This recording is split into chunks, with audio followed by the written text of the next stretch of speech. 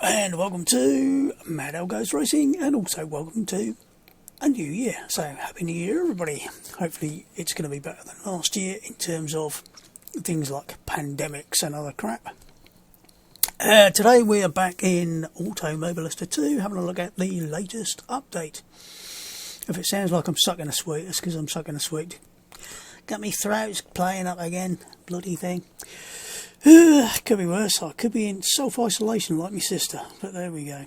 Right, the latest update is to version 1.1.0.0. Now this is a big update in terms of quite a lot of things have changed, so they are recommending that you delete your Documents Automobilista 2 folder to avoid potential issues, which of course means you'll have to set up your controls and everything again, and if you've got any setups for various cars they will no longer be valid. But then with the sort of changes they put in, you probably didn't want to try using the old setups anyway, because a lot of them, things like ranges change, so you end up referencing the wrong setups.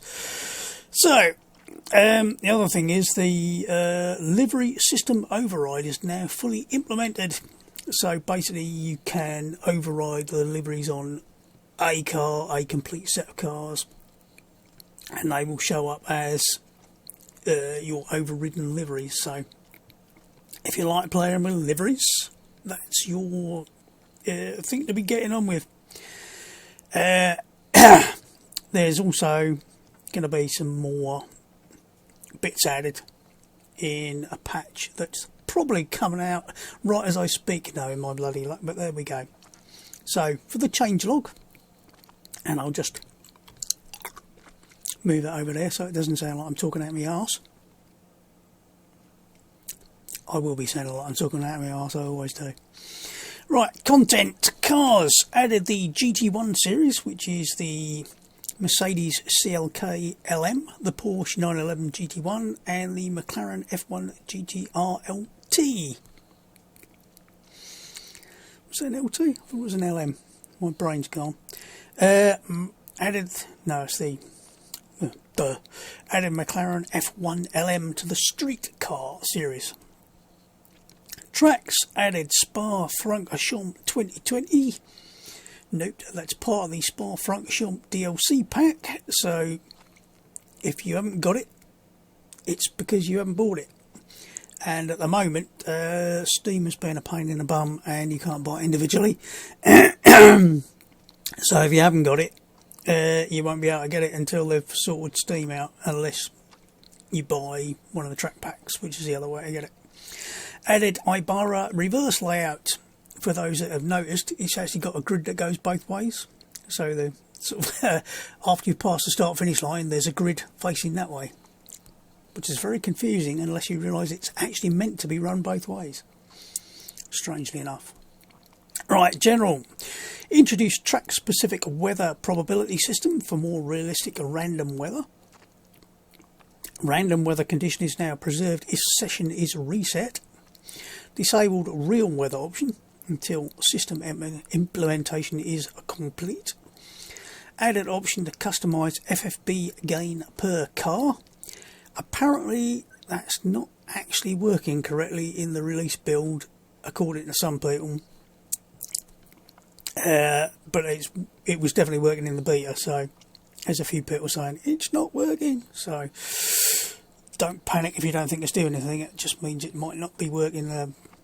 Hopefully, if it does need a bit of a patch, they should have done it probably by the time you watch this. But adjusted netcode parameters for more reliable close racing and more accurate timing predictions. Adjusted default cockpit camera settings. Increased cockpit seat position storing from 20 to 100 vehicles. Added live edit messages for vertical and longitudinal cockpit seat position.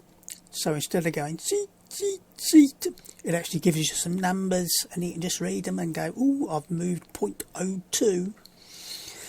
Added Formula Ultimate and Formula Reza Championship seasons, so there's more championships to play with. UI and HUD, and I've scrolled up too far. Added a new main menu panel arts and backgrounds, as you can see, or maybe you can't. There is a new background on the thing here, so rather than just being plain grey, every page has a different picture of some description behind it, so some seem to be blurred and some aren't, but maybe they just haven't got around to blurring them all yet. But it does make it look nicer in a more sort of I'm no artist, but it's got a more, what's the word I'm looking for, aesthetically pleasing facet to it, shall we say. Where was I? Updated track loading screens and increased resolution to 4K. Added a loading bar gradient and fixed position on ultra wide resolutions. I wouldn't know about that, I haven't got an ultra wide. Fixed monitor controls and the back button positions on ultra wide resolutions. Update control assignment screen to include per vehicle FFB gain increase decrease, so you'll have to make sure you know what the buttons are assigned for to be able to press them to actually increase or decrease your FFB. That's gain only at the moment. I'm assuming they won't bother to have per car LFB and FX because it would just be mental. VSync is now always enabled in the main menu, which is good because it means you won't be screaming along at 3 bazillion frames per second, eating up lots of electricity for no fucking reason, just because somebody forgot to put on this VSync. They did actually manage to do the same in R-Factor 2, I believe. Added tag AI stroke style to AI players in multiplayer. Alright, so you can actually tell which ones are the AIs and which ones are real people. Added additional states to DRS HUD informing detection zone and availability. Vehicle default sorting reverted to alphabetical order.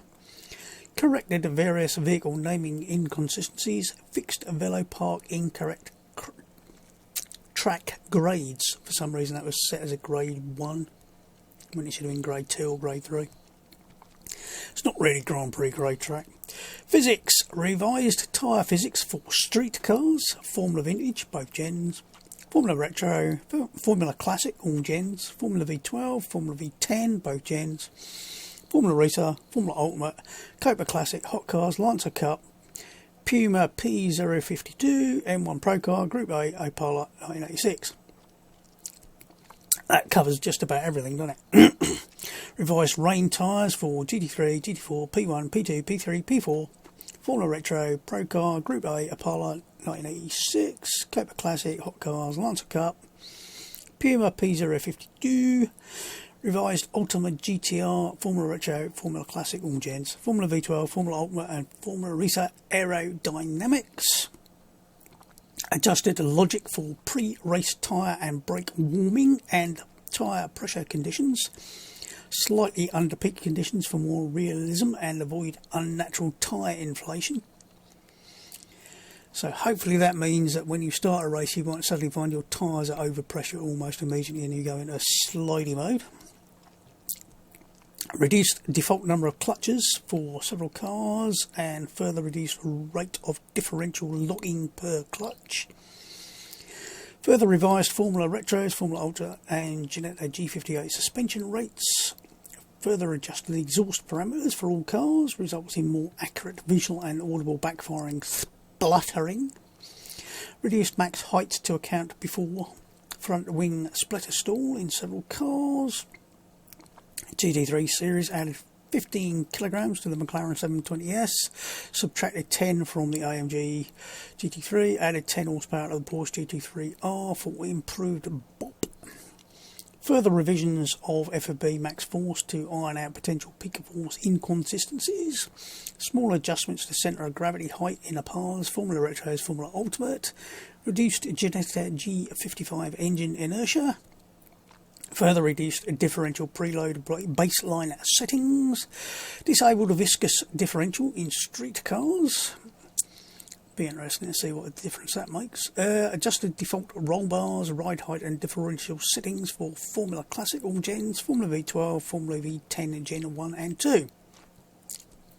Adjusted default differential settings for Formula Retro and a stock car 2020. Adjusted Formula Ultimate ERS to not kick in until 75% of throttle is applied.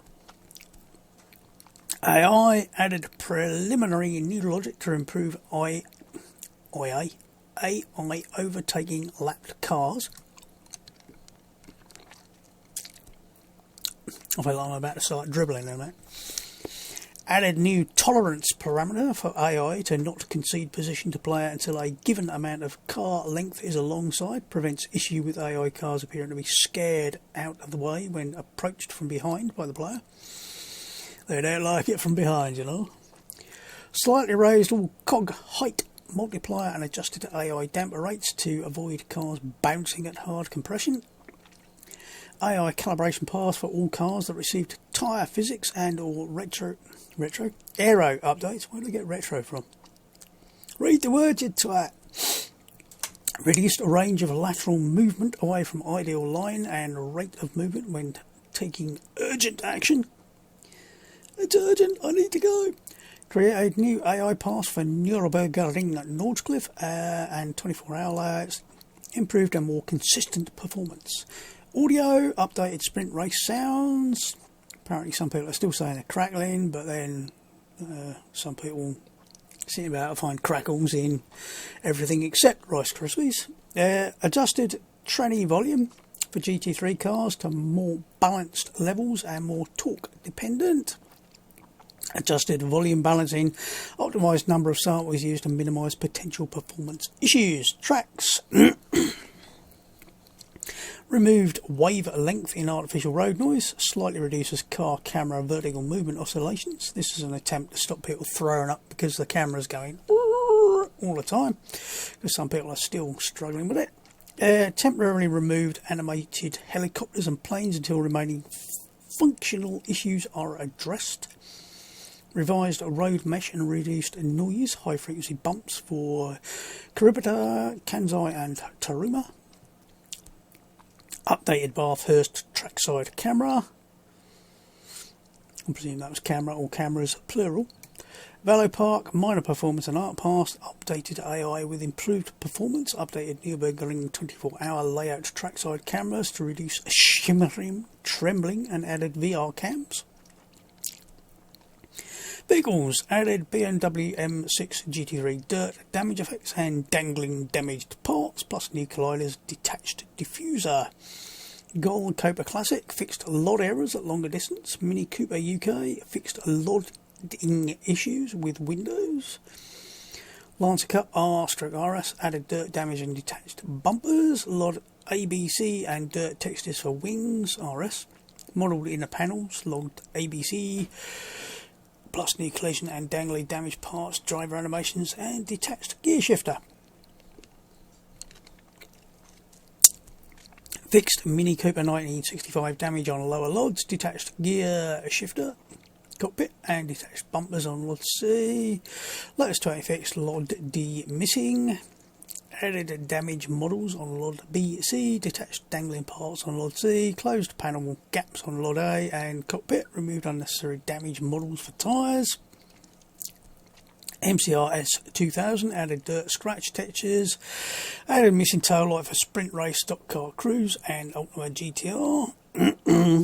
Fixed LOD errors in cars with DRS wings, which could make rear wings appear to flick open at certain distances. And that's all, folks. Goodbye. Oh no, better have a look at some things, haven't we? So,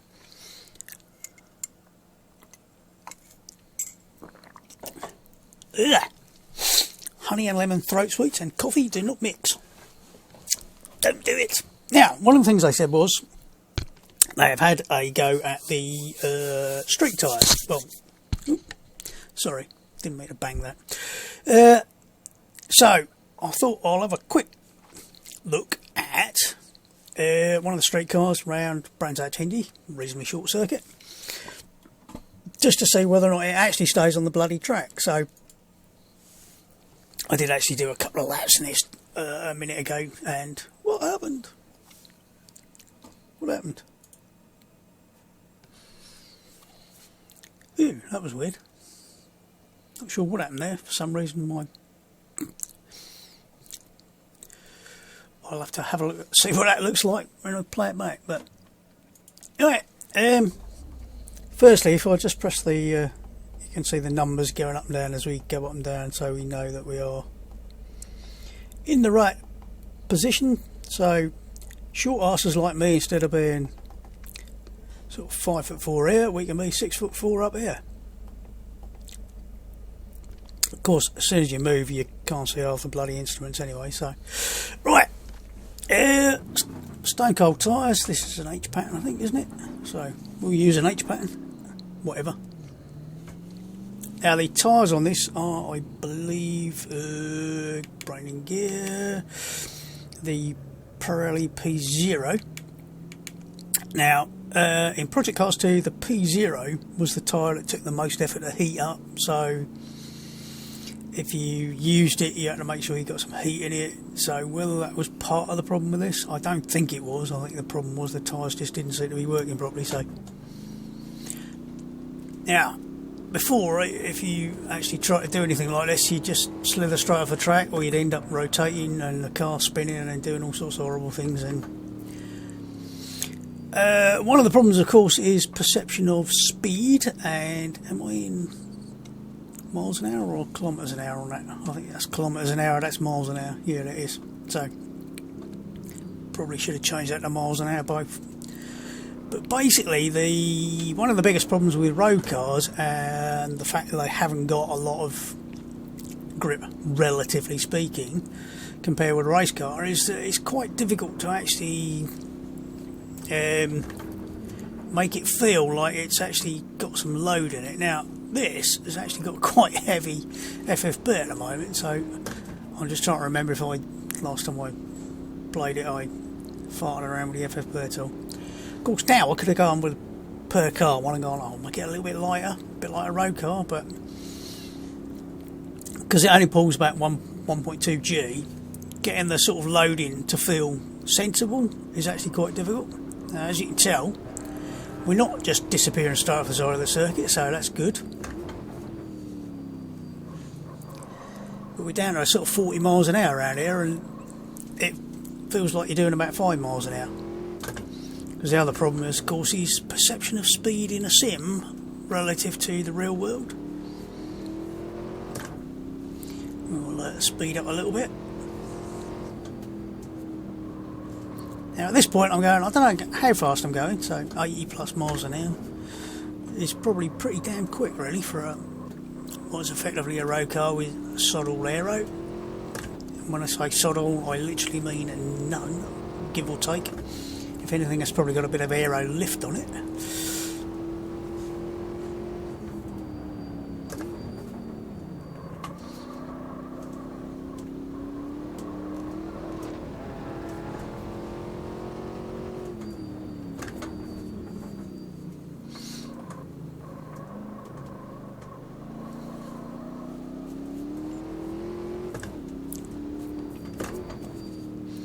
Now, before they did anything on the tyres, basically this thing was almost undrivable. So I have to say it is a monumental improvement over the last build, and hopefully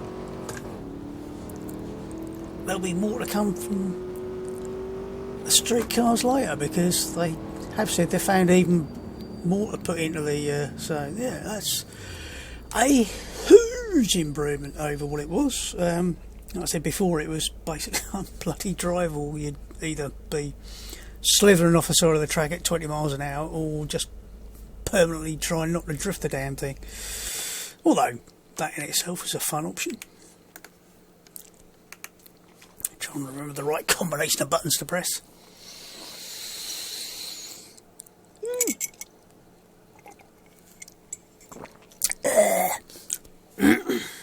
Right, now, new cars. What we got? Shit, wrong button. I do wish they'd fix it so the A button actually did what I thought it did instead of the... Urgh. Let's try that again, shall we? Right. That button. Right. The... Oh, bugger. McLaren F1 LM, which is the slightly modified version with a little bit more of everything over the stock version. I think they had slightly different brakes and a few other bits and pieces.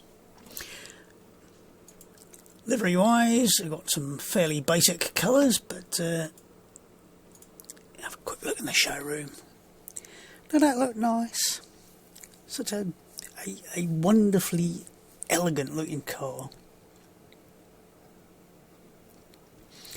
and designed specifically to be a driver's car, not a race car, but a fast road car for long distance grand touring.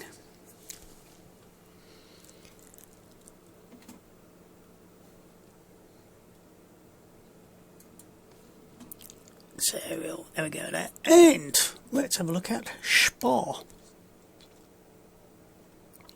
Now, I might have a complete idiot myself here, because I literally have not driven this car around this track except for doing a lap on a gamepad, because when I was going to have a play with the car the other day, my beta version on here decided to be a pain in the arse because Steam was playing up.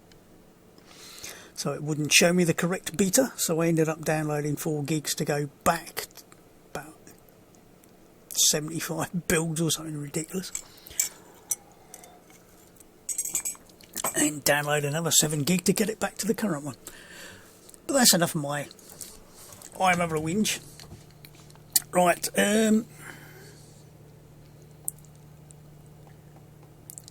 very nice looking. Oh, I've disappeared into myself because I haven't got, I don't think, the look around set up on the old gamepad, have I? No, bollocks. If I can hit the right button and get outside. I was going to go outside and just... Amazing sounding engine. Now, I don't know if they've borrowed the sounds or redone them or got some fresh ones. I don't know. But again, this is a street car, so it's got. Let's get out. Where's the best place to sit to have a look? Probably there. And if I turn the grab off now. I did say there's going to be another update to, I was going to say Silverstone, Spa, because basically this is fairly much an early whip version, so I'm just trying to remember. I thought earlier on when I tried it didn't have any crowds. I might be going mad. Probably am going mad, but you might notice the tyre barriers just flicked into existence ahead of us. A bit of a lot issue potentially, but otherwise not too bad. There's a few people out around this area. I thought there wasn't a lot of crowds elsewhere, but also got a little bit of Z fighting on some of the white lines, but not too bad. I've seen worse. I see they've got their usual wonderful selection of trees. I do like a nice tree.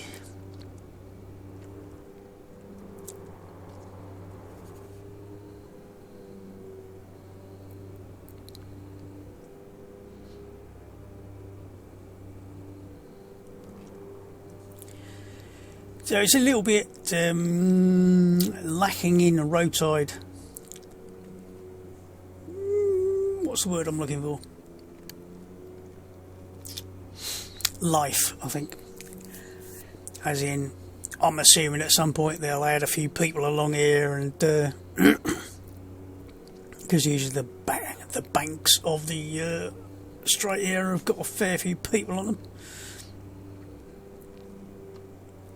But it's actually got quite a reasonable amount of road noise without being over the top. By the feelings of it, I can feel a little bit of twiddling through the wheel, but not excessive. One of the things they've found is they've actually got a lot more bump in the track surfaces than Project Cars 2, so despite having the same engine, it's causing issues with sort of the cameras oscillating around a lot more and moving a lot more, and they think what is causing people to feel a bit under certain circumstances. So that's why they've had to mess about quite a bit with cameras, and ended up with the sort of original and the new version of the camera not controls, like damping and everything else to try and keep it under control and tie it to either the car or the horizon. Yes, it looks a little bizarre because there's no people about, but in terms of the topography and the natural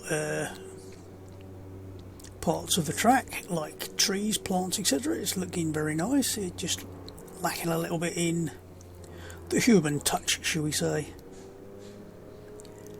Now, in terms of the car, I can't tell you a huge amount at the moment because frankly I'm not going fast enough to actually notice, but general consensus on this seems to be it's a little bit understeery, but then apparently the real thing has a more understeer bias to it because it's safer in a road car, obviously. Although I wouldn't like to plough off a road with understeer any more than I like to spin off a road with with understeer any more than I like to spin off a road with oversteer. So I'll prefer to keep my wheels on the black bit. It's safer.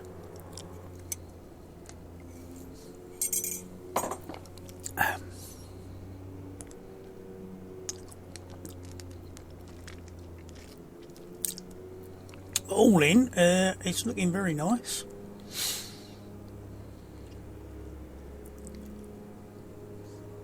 Obviously, no birds flying around or anything like that either. So,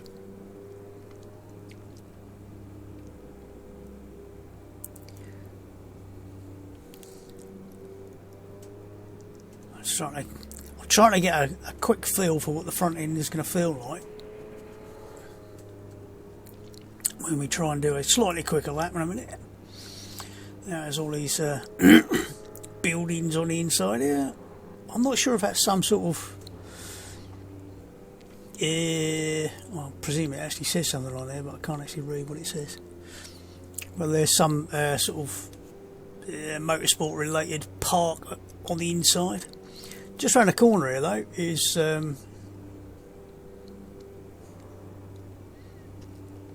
you probably won't be able to see it from here. On the inside of the track, just the other side of this building on the right here, is you can just about see some tarmac down there. That's the karting centre on the inside there. That's the Spa Francorchamps karting place. It's all there. I do believe that's what the Irish karting track in Project Cars 2 was actually the Spa track. So why they decided to take it to Ireland, I don't know, but whatever. But yes, the track and everything looks nice. It just needs a bit of life to it. It's a bit like being on a track day where nobody's actually turned up and you're the only one there really, and even the marshals have gone, nah, fuck it, because there's no marshals at marshal posts either. So the only place there's any people is just in the sort of main grandstands at the start, which is a little bit strange. Now, like I said, this is the first of the Spa DLC tracks. Now they are planning on doing the big long track and also a 1990s, I think it was, version of the track, which will have a completely different bus stop. Otherwise will be fairly similar. That's where everybody is. They're up at the bar and restaurant.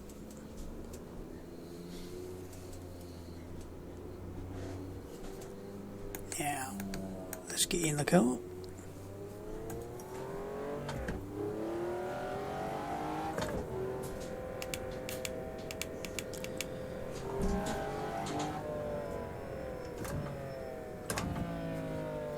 Stone cold-ish tyres, so be a little bit careful.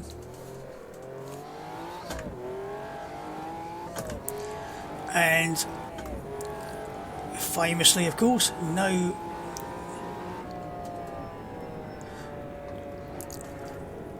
driving aids whatsoever. Oh, that feels really nicely. Whoops, try 5th gear instead of 3rd. Nice tight steering. There's certainly no... We'll brake nice and early. Yeah, it turns in quite well.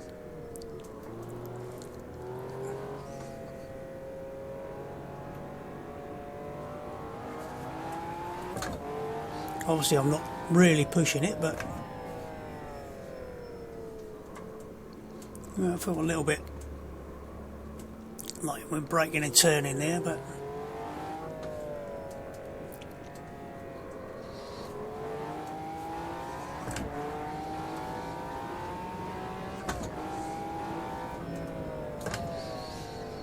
it is of course a horrendously fast car in a straight line, so even if you don't get around the corners particularly quickly,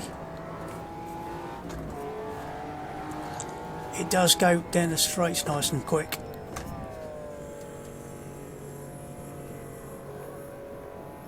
Yeah, I feel it's going to understeer a bit there, but trying not to push it too hard.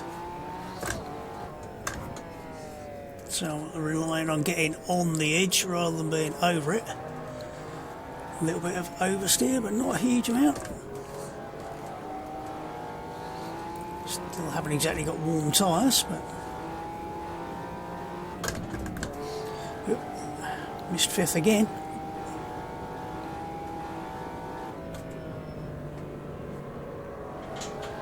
Yeah, a little bit of understeer, but as long as you don't push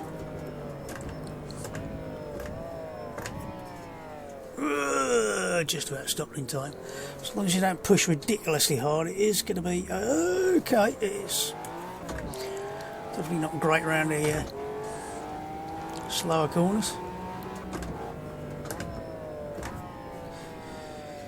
No idea how fast that lap was. I've actually got the time, 2:35ish, so about 15 to 20 seconds slower than a GT3 car, I think. But yeah, that's pretty damn nice actually. Now, obviously, Spa, you want race cars. So, let's try out the GT1s. And I'll just do a couple of 3 laps in each. Hang on a minute. Right, yeah, GT1s. Now, bizarrely, they're only listed under the alphabetical and the all by type. So if you go to GT, they aren't there, so hopefully they can fix that sooner rather than later. I think in this one they're fairly well down. Yep. Alphabetically.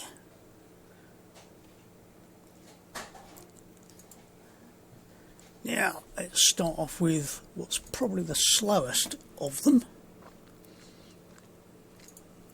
I don't know what we got in the way of liveries. Ooh, not a bad selection. A quick look in the showroom. The classic Fina livery. I'd say I do like the lines of the car. It has a sort of classic elegance and simplicity to it, which it's not like modern Formula cars with little winglets and bullshit everywhere. It's nice, it's clean, it's elegant, and it does the job.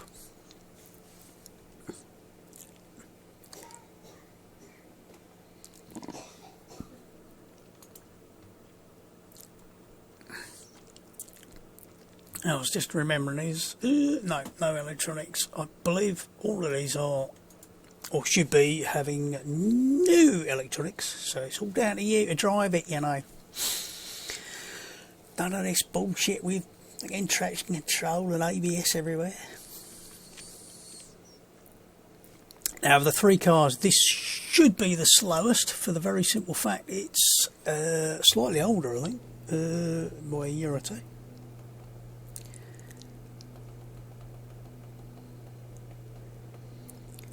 Looks all very nice. Obviously, you could sort of have a look around if you want to, but I'm not going to. I'm just going to shift myself up a couple of notches. Like I said, the seating position's pretty good now, as I've had to play with them, and I think you find, hopefully, the defaults are pretty good.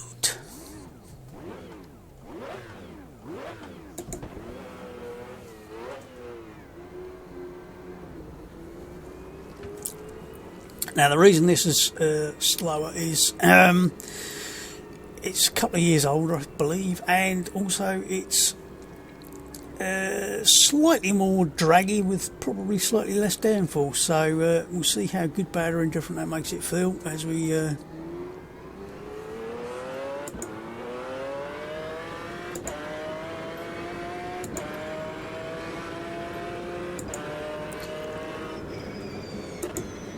and hilariously, of course, it's actually got less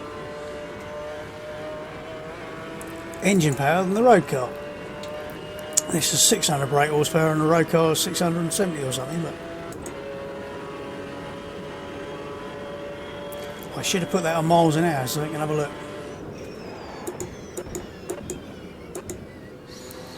Front brakes are a little bit sharp.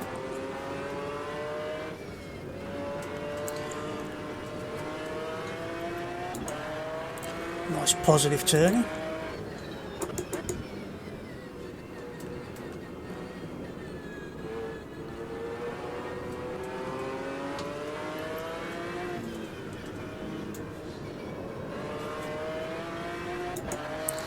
So it feels really nice.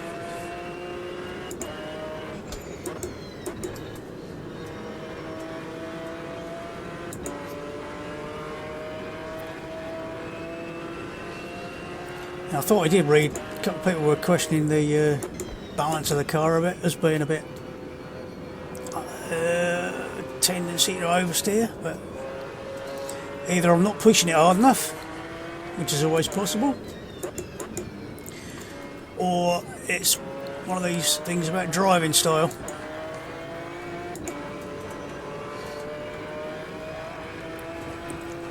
But that has got really nice FFB on it. You film what it's doing, so as we push a bit harder, it'll be interesting to see at what point I try and kill us.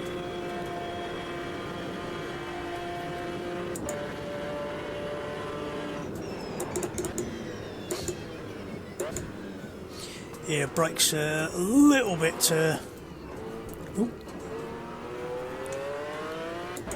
almost too positive a turn in there.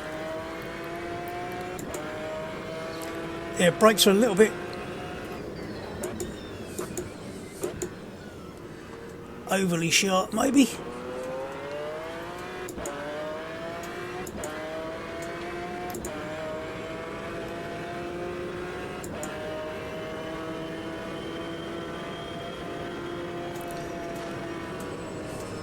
Whoop, no. Didn't feel like it wanted to turn quite there. Not sure how fast we were going, but does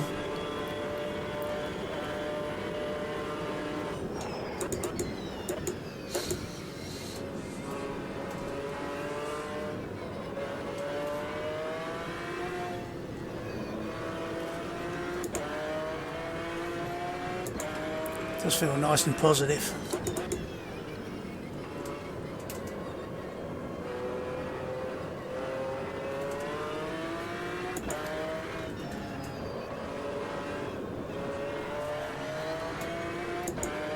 Starting to feel it moving around a bit.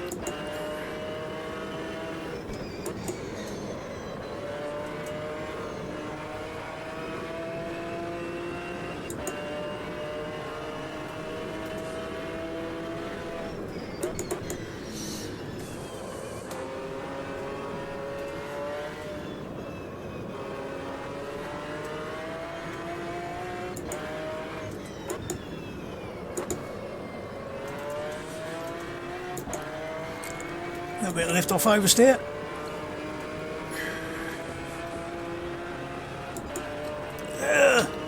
That's quite lumpy, that curb.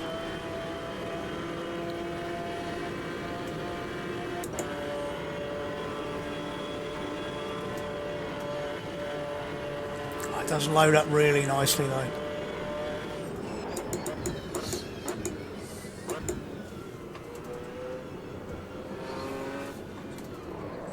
Whoops.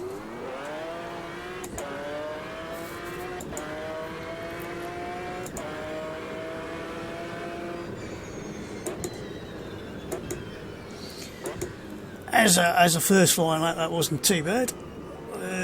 I'm not sure if that was good or bad or indifferent, but I didn't feel too bad. It certainly felt nice. Nice positive front end to it, and then it does eventually understeer, but not in a sort of mentally bad way. It doesn't suddenly and it's gone. It's nice and progressive. Back end feels reasonably well planted. It does feel like you could, certainly in first, coming out of the hairpin there, the little chicane, bus stop, it does feel like it was trying to get away a little bit, but it's really, really nice car to drive. I'll try the Porsche next. Let's have a look in the show. Options on liveries. Some of them are. I mean, really? We'll stick with the sort of. I think that was the Works colour scheme, wasn't it? Was that the Works one?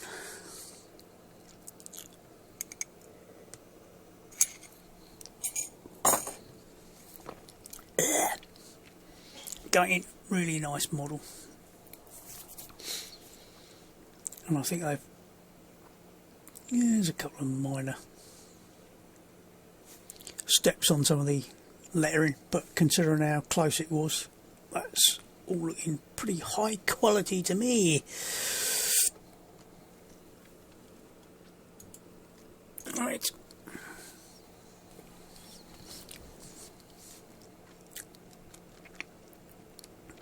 Now this has actually got, I think, a slightly less powerful engine than the, McLaren. I'm sure the McLaren was 600 horsepower. I'll have to go back and check in a minute, or try and remember to.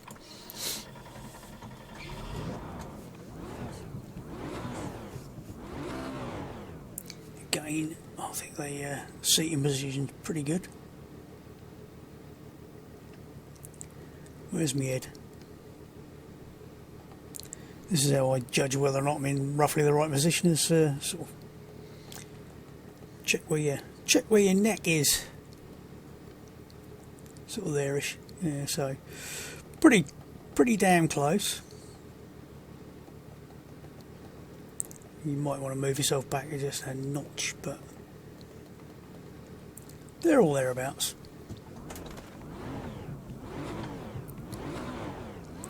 What's that sound like from behind?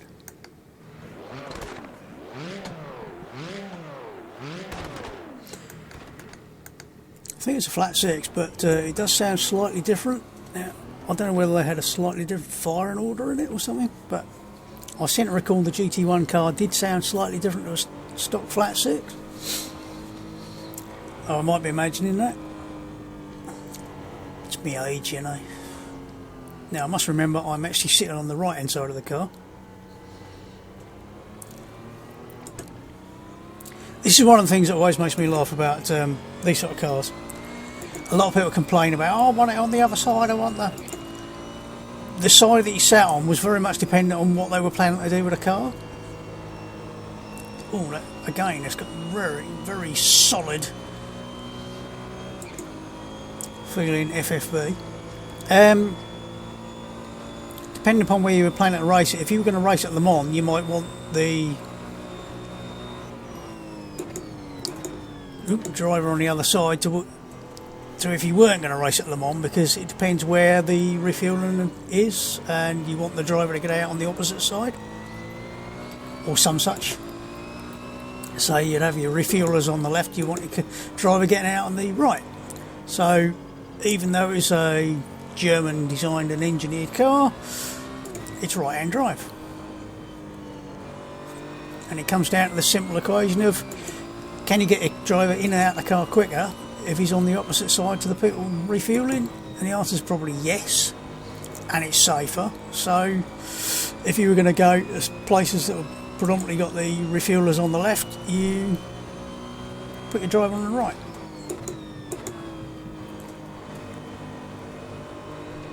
This feels nice. He says just as he's starting to get it to rotate a bit. It does sound quite low revving. I don't know if it is, but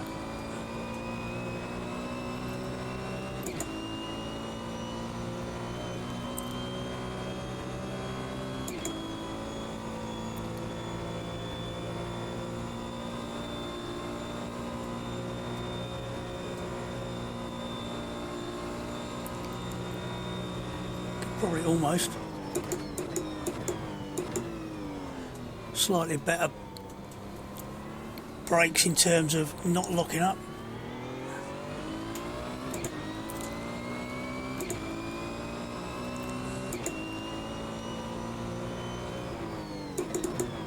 Am I imagining it, or has that gantry got a bit of pop up through the start finish there?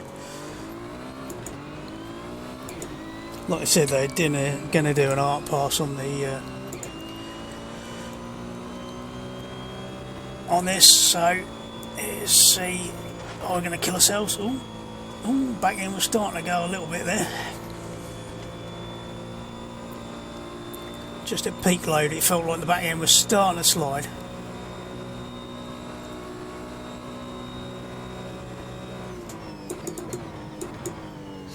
And you can certainly brake a little bit later in this than you could with the McLaren. Probably due to either the brake balance being slightly better or the slightly less brake pressure. Oh, bit of lift off oversteer on turn in, so careful of that.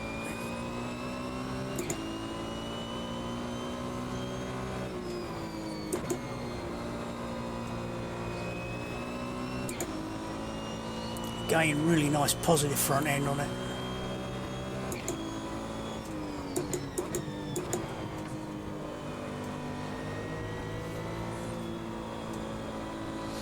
Just feel like it's just starting to get a bit of understeer at that point. Or I should say the forces are tailing off a little bit rather than actual understeer. So I just felt like I just got to that point where you're just over maximum FFB load, which should in theory be roughly where maximum grip is.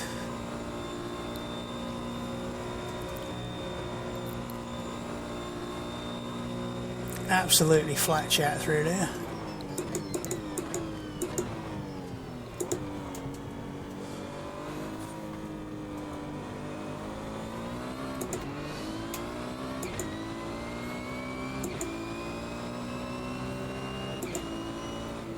And yep, slightly quicker than the McLaren. Again, really nice feeling car.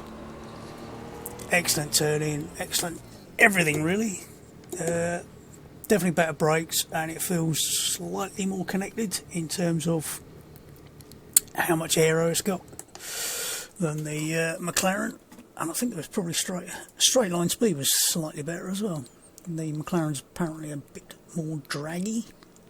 But then it is basically a road car. Let's have a look what we got. Assuming these are accurate numbers, of course they might not be. Yeah, 600 horsepower. And weight wise, they should be pretty much on the ball. Right, again the Merc, about 600 horsepower. Let's have a look at it in the. I always think it's got such a big looking, I don't know whether it's just the relative dimensions, it just looks like the front end of it is enormous for some bizarre reason. But I like the way, because it's basically race car for the road, and I think this was the era where they had to make however many they had to homologate them, whether it was 50 or whatever. So there are some road going versions of these about that people actually bought. Some of the time the constructors, I think, cheated and said they'd made so many and they hadn't actually got bloody engines, and all sorts of weird and wonderful shit was going on. So I was just trying to think what they did that with. Was that with the Ford GT40? They made a load, didn't have any engines in them and all sorts of weird shit. But yeah, again, quite a nice clean looking car. Not like slightly more modern things with lots of bullshit on them, but this is the V8, so you got 3 different cars, 3 different engines. All German though, interestingly. This, of course, the McLaren had a BMW engine in it. Right, now.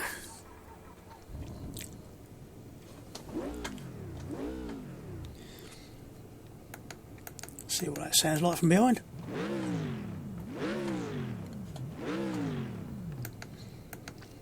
Nice throaty V8. This actually feels like I'm sitting a bit too close. That's better.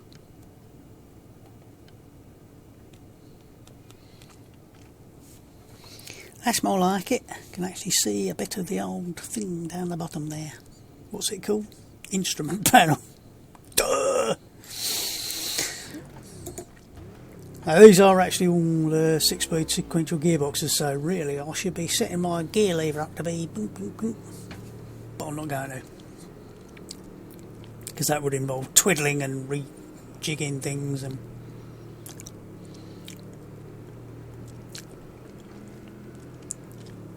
obviously if I had a Fanatec sequential or something, it would just work in parallel with the buttons on the gear lever.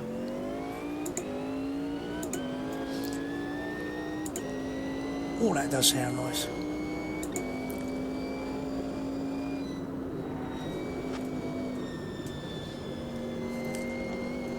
Oh, struggled a little bit to get through the right hander there.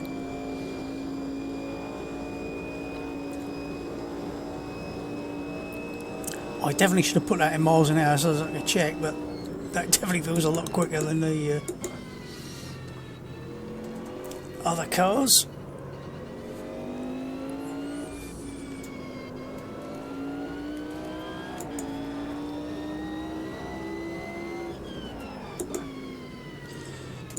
Brakes are a little bit more touchy on this, whether that's balance or pressure, don't know, as I haven't checked. Again, excellent FFB.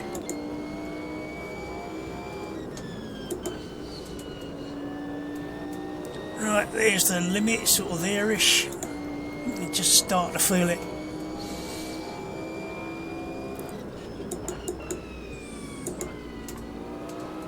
Whoop. A little bit of rotation there, and again there.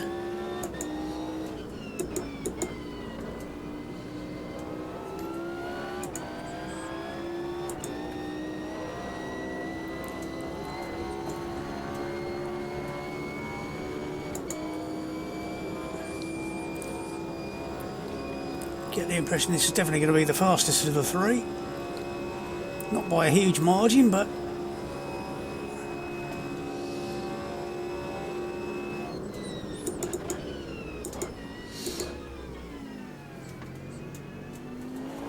whoops. Oh yeah, that's definitely got a bit more, little bit less mechanical grip at low speed, shall we say.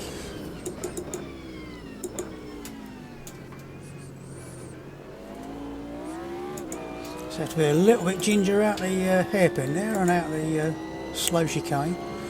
Right, let's see if we can get the line through here a bit better this time.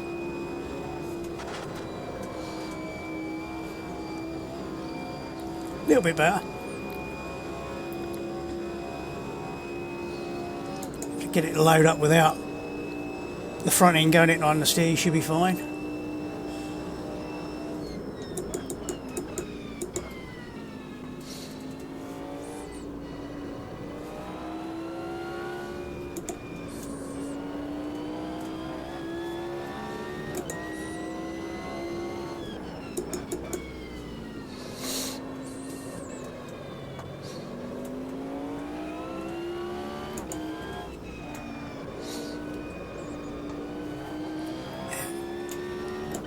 went over the front end grip a bit there.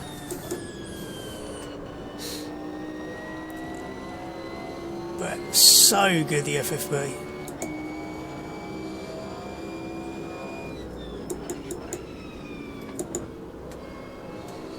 Again here, you just feel it going over the limit of the FFB. Get off the limiter!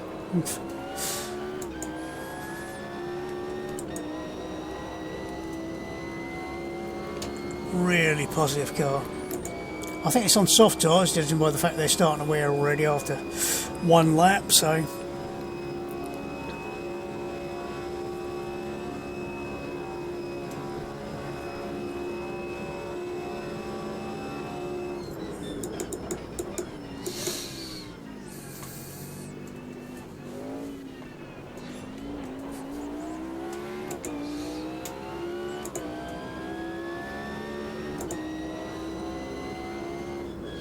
So that's very slightly quicker than the Porsche. Not a huge amount in it. Whether they're going to bop them at all or anything, I don't know. But they're bloody excellent cars, all three of them really. And indeed the McLaren road car as well. So that's a quick look at the cars. I'll say a quick look, nearly an hour's worth, but that was mostly me bullshitting for the first 20 minutes probably, but absolutely epic update. The road cars now are drivable, which is great, and Spa looks like it's going to be a great addition, as you would expect from Spa, one of everybody's favourite tracks.